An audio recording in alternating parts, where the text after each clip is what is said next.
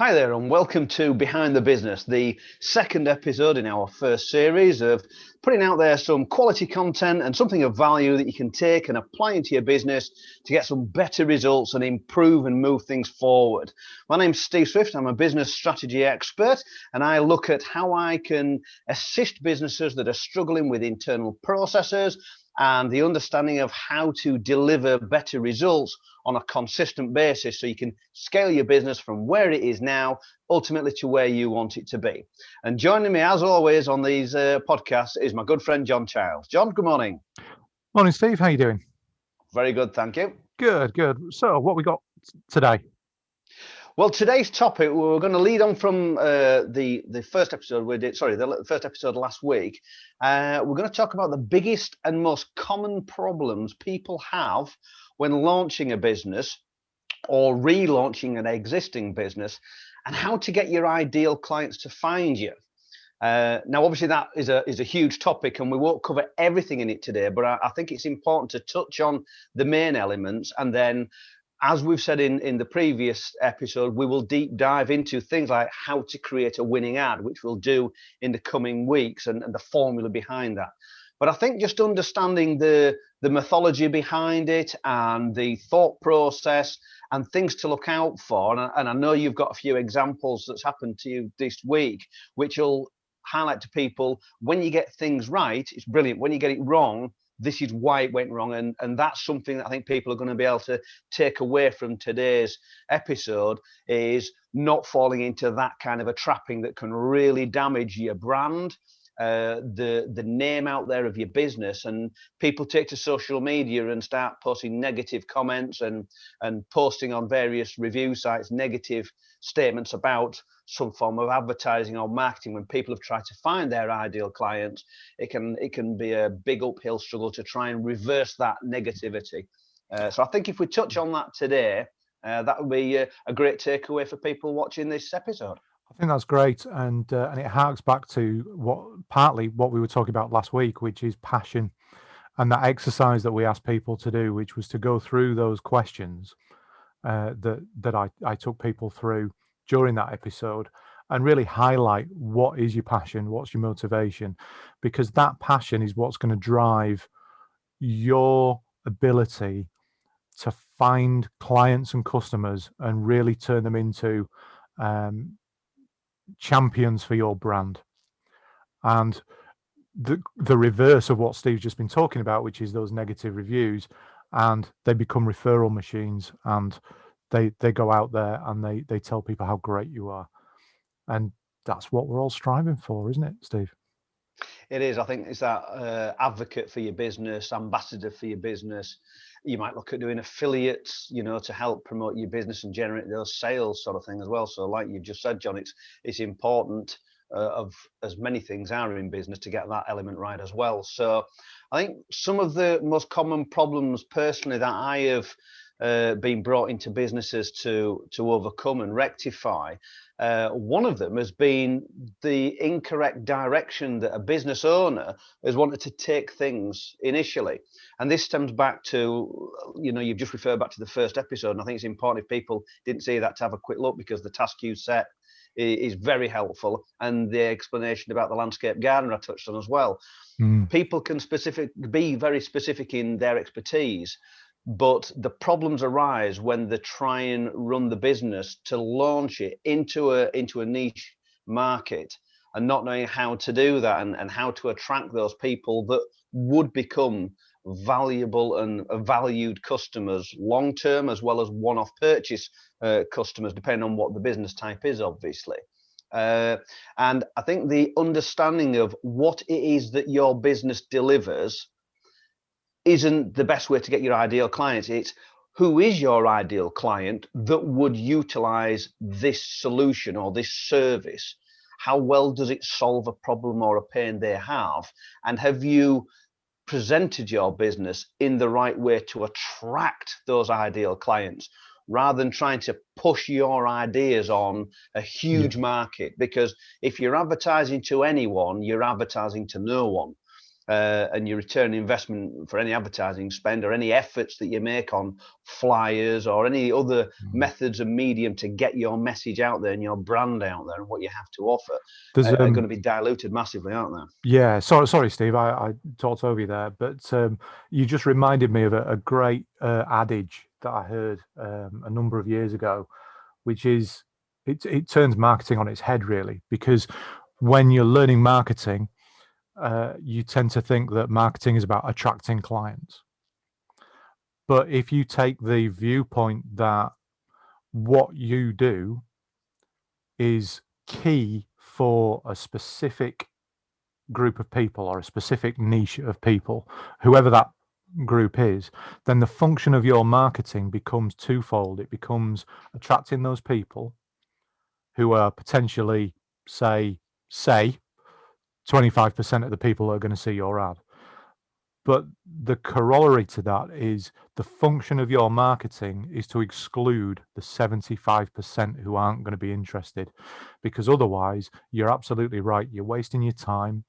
Those 25% of people who would be really into what you're doing, they get lost because you're busy dealing with the 75% who are trying to contact you for information that they're never going to use, or they're taking up your time with clarity calls, which end with, well, it's not for you, is it? And they're not the ones you want.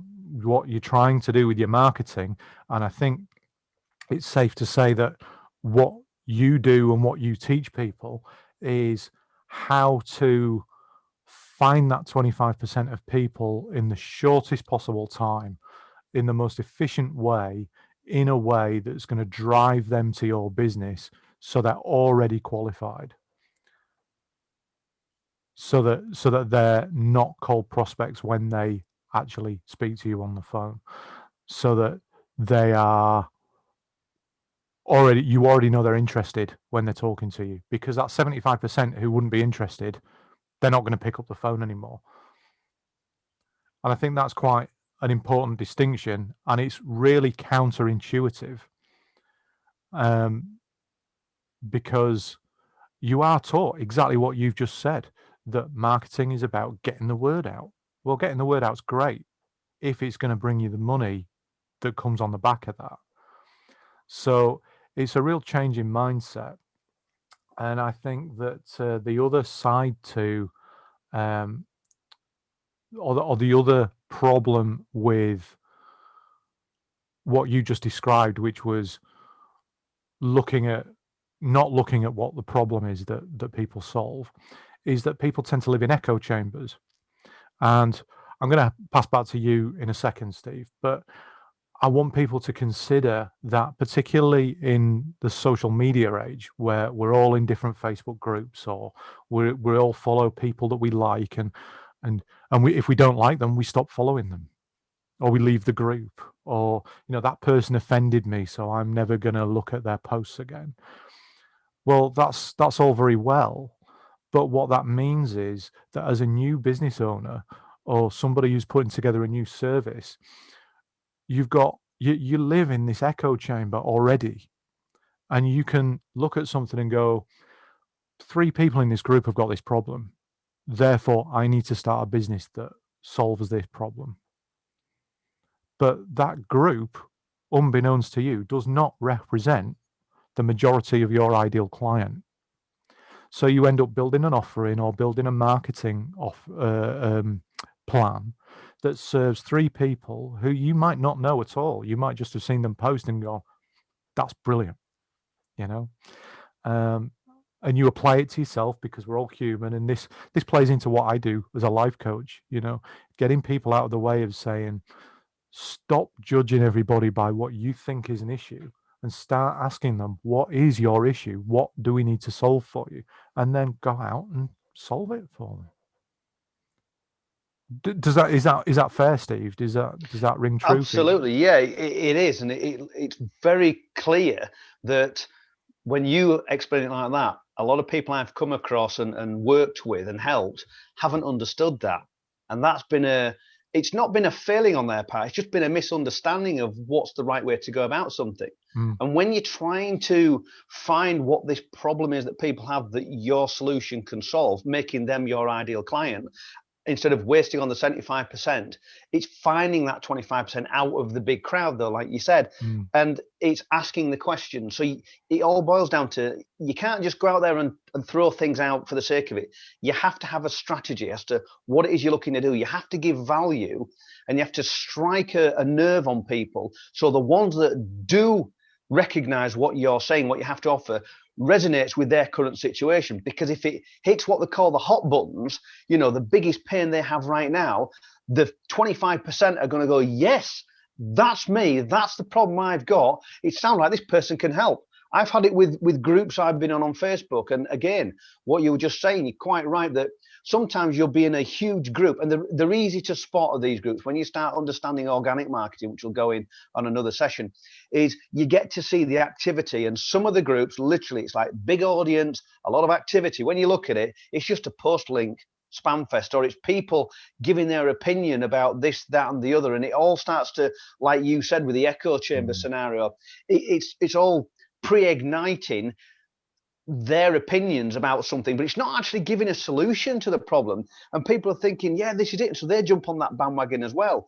And you need to disassociate yourself with getting involved with that and staying separate from the crowd, but being seen as the person that can understand the problems. And you are the only person that can solve their problem in the fastest amount of time, because ultimately you have initially struck a chord with them by saying this, and they go, that's me. And you're going to get them coming to you. And that's the difference between pulling and pushing marketing and attraction marketing. Yeah, absolutely.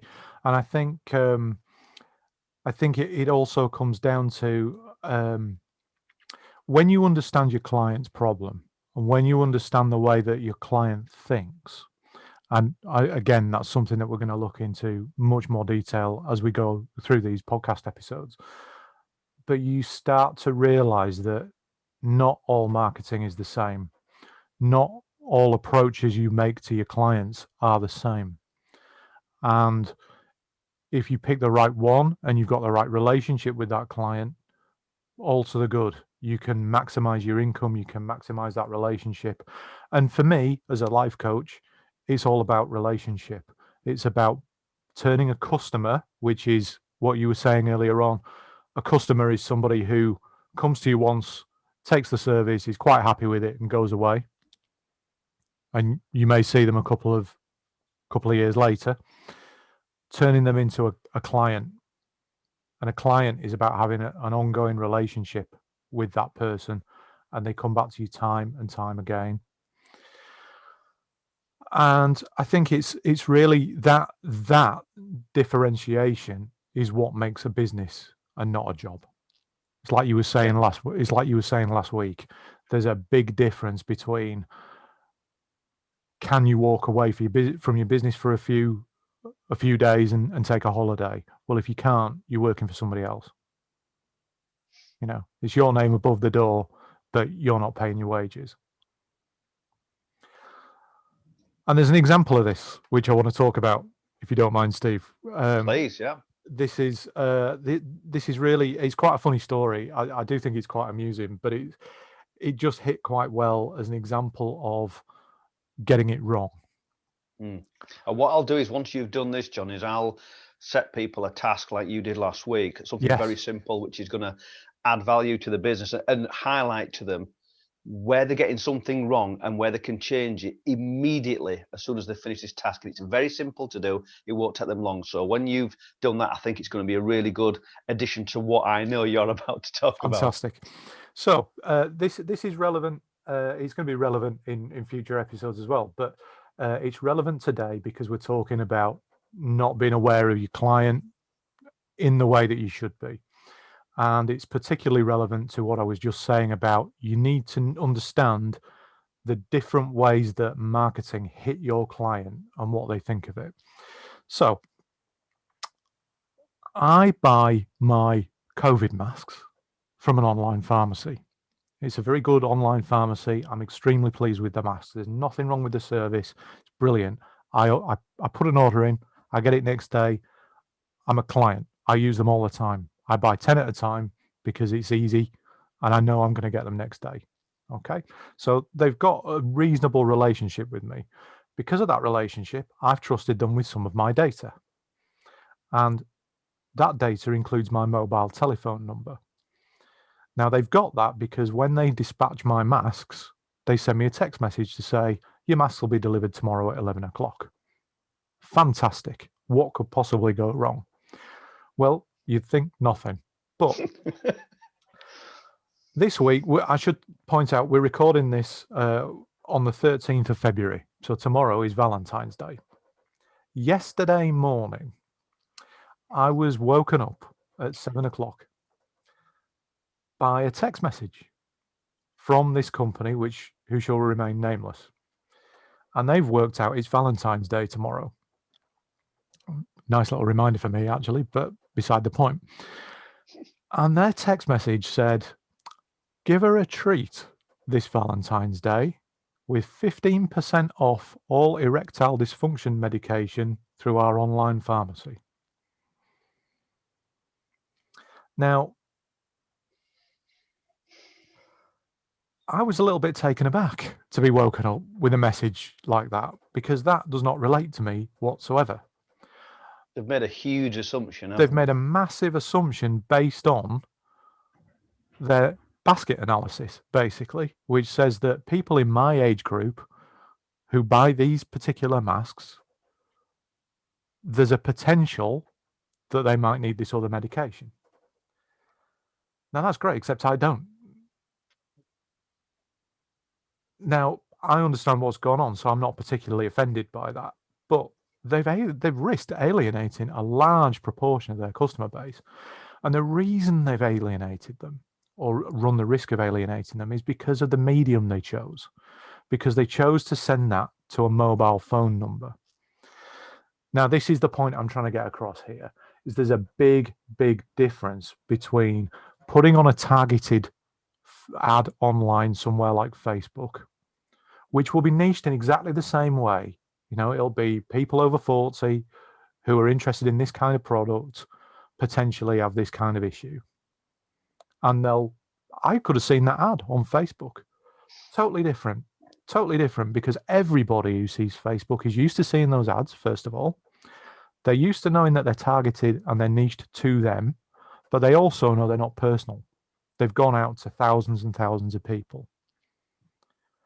But when you send something to someone's mobile phone, that's a personal message. It doesn't matter whether or not it's gone out to the same thousands of people. It doesn't matter, because it's come straight to essentially to my bedside. Now, that is a completely different mindset. When I look at my phone, it's totally different to when I'm looking at Facebook, because Facebook is public domain. And that's the difference. And this is what I want to get across. Is my relationship, this company does not know whether my relationship with them is strong enough to survive them implying that I have that issue and getting it wrong. They don't know that. They've risked losing me as a customer completely. Is your business strong enough to survive 20% of your customer base being offended and walking away just because you misused their phone number? Now, I would suggest that nobody wants to lose 20% of their customer base overnight. And I know I'm picking 20% out of the air, but it seems like a reasonable figure.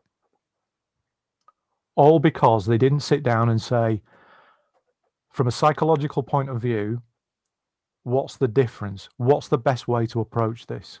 Is this a personal message or not? Because the reason people use text messages and these very personal methods of communication is exactly that, to sound personal. It's geared up to make it sound personal and confidential. But I think I just wanted to tell that story because I think in the context of what we're doing, it's interesting, and it illustrates a point that I think we're both making in different ways. Yeah, and I think it is, well, it is. It's not a case of thinking. It is the fact that it leads back to you have to have a clear strategy. So to avoid that problem from happening, someone's obviously gone, right, Valentine's Day, some people might be struggling on the romantic side of their relationship. Let's send all our valued customers this very personal message. Yeah. How could they avoid that? With one very simple thing. They could have just done one thing different, and it would have protected them from potentially alienating a percentage of their valued customers from ever ordering them again. And the one thing that could have done is send one single message prior to running that very specific personal text message out. And all it is running a poll. Running a poll prior to running a mobile specific message. If they were to send a more generalized message to their valued customers of a certain age bracket, ordering other products based on the analysis of the basket that you rightly said, John, they could have said anything. I mean, this is just off the top of my head, obviously, but it could have been a message like, we value your customer, and just in case you weren't aware of the other ways that we can help people, we also provide this, having the erectile dysfunction as one of those. If any of these resonate to you and you weren't aware of us, please text us back with 1 for this, 2 for this, 3 for this, 4 for that. All of a sudden, they have now got an answer to a question they didn't know the answer to before sending the message you got. Yeah. Because then what they can do with their text message marketing is go, right, everybody that responds with a 1, we're going to send them the personal message about that service we offer. Message number 2, it's about the erectile dysfunction. We will only send this message about the erectile dysfunction to people that respond with a number 2, because we now know, because they have kindly told us, because we have such a relationship, they felt comfortable letting us know that we can now send them that message because it does relate to them. And we're not going to offend anybody because they've told us, yes, we do have this. And I am interested in knowing more. You've got permission. Exactly. And so it's a surprise or a shock that why on earth have you assumed? There's no assumption. You've removed that out of the way. It's very specific rather than an assumption. And this is all part of the strategy that you have to put together, whether you're doing a specific text message marketing campaign, an email marketing campaign, a social media marketing. And again, I was speaking to a company I work very closely with when we are looking at doing ad rollouts on social media, and the difference between an audience, say for example on Instagram, there's a different audience on Instagram that would look at feeds, they would look at stories, they'd look at IGTV, they'd look at reels.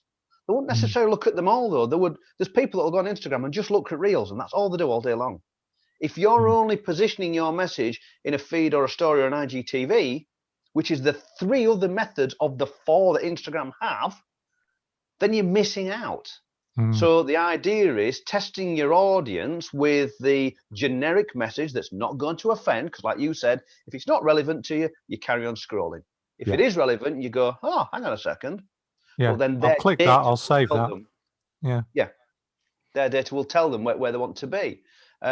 And I think a way to help people and something, a task that they can do, or a little bit of homework, shall we say, to help by adding some content and of value that we always like to do on these episodes of the Behind Your Business, is I'd like to set everybody this challenge, if you like, to do this before the next episode. And if you're catching up and you've only just found us and you may be watching episode 52 or whatever it is, then, go back to number 2.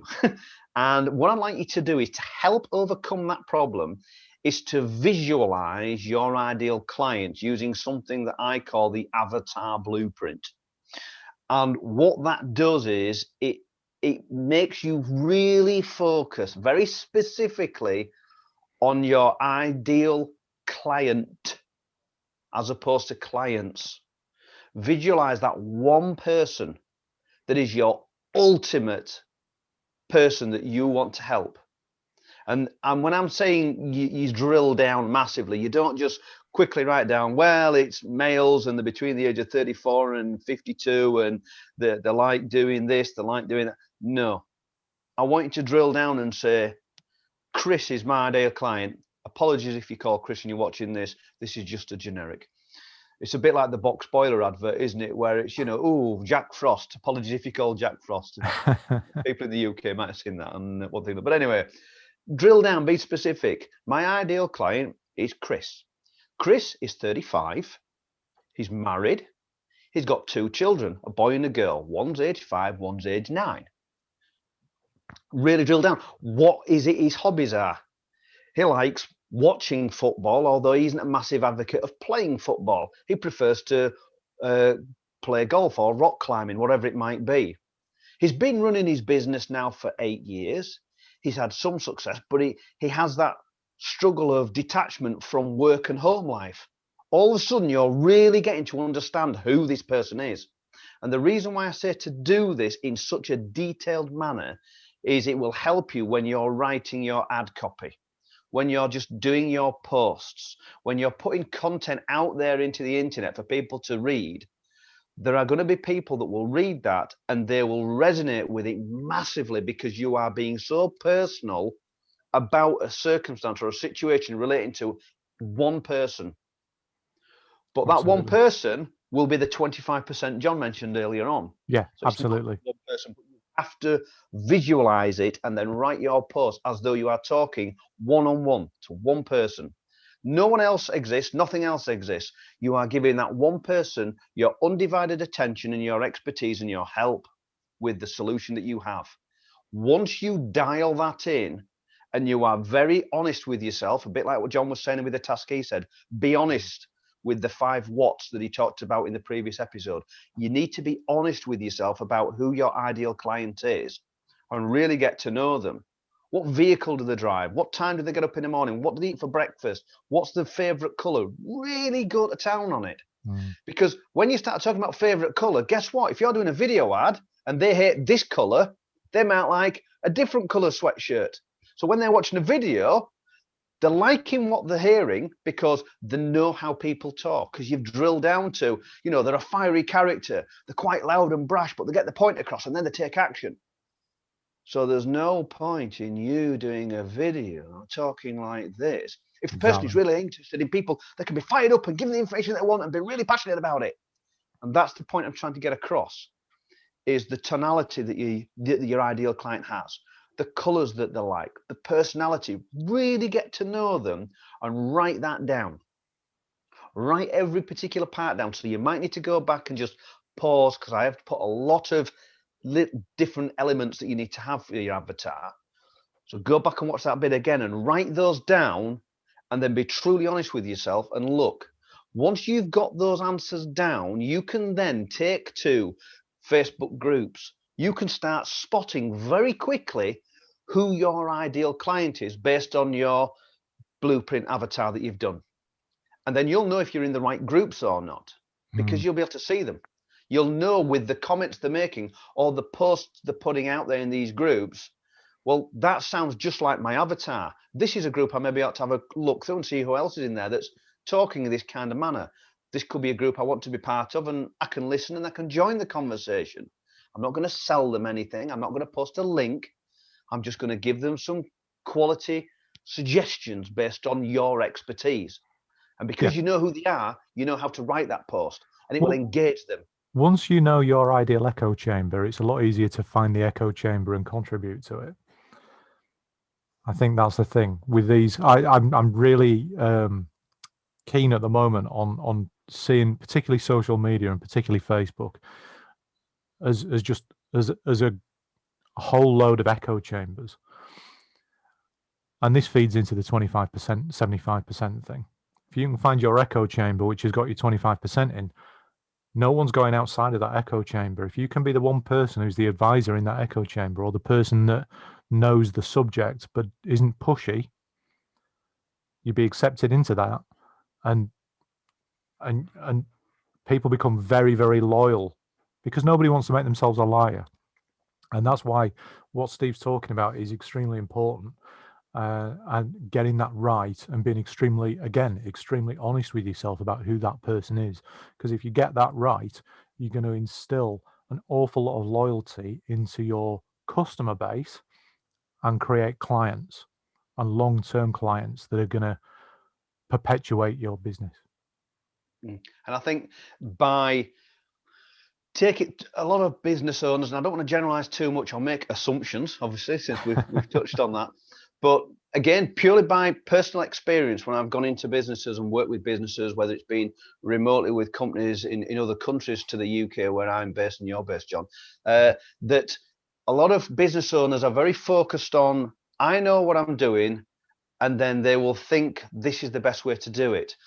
And one thing that I've said to everyone that I've worked with, and it's had a positive effect on the business, it's helped change the business and get them better results in a short period of time, is I've said to them, rather than think you know, spend the time, invest some of your time in finding out and asking people. Yeah, absolutely. Researching. And researching for some people can be a really boring word. It's another way of saying, go on social media and drop some posts, do a poll, ask some questions, communicate with some people, look at the ones that are making the post about the problem they have that your solution provides and resolves for them, and just saying, how did you find that? You said that you'd mentioned that you'd gone down this particular route, you'd asked for this help, and I'm interested, how did that work out for you? Here's a question. What was the best thing you liked about it? But what was the bit that you wish it'd have had on top of that? Because then you know where the gap in the market is, and does your solution fit that gap? Because if it does, as well as the rest of it they've said, do you know what, you're an even better fit for them. Yeah, absolutely. And I think that comes down to something which applies in any area of life, which is people by nature are interested in themselves. You as a business owner are no exception. You have to move past that. But you have to ask yourself, and it comes down to it's another question. If you're not interested in your client and what your client is really like, what they really want, where they really are, and what their problems are, if you're not interested enough in your client to find out how you can serve them, why do you expect your client to be interested in what you can do? They're too busy trying to solve their problem. And I think that feeds into exactly what you just said. You have to be very, very clear about these things. And it's something that I know we're going to be looking at in more detail as we go through these sessions. Yeah, and I think hand in glove what you just said there, John, it's serving people. Yeah. People in business are in business to make money. We all know that. That's not some dark, taboo topic. Yes, you're in business to make money, but how you go about making that money is pivotal in how successful you can be. John mentioned earlier about that referral and that repeat business.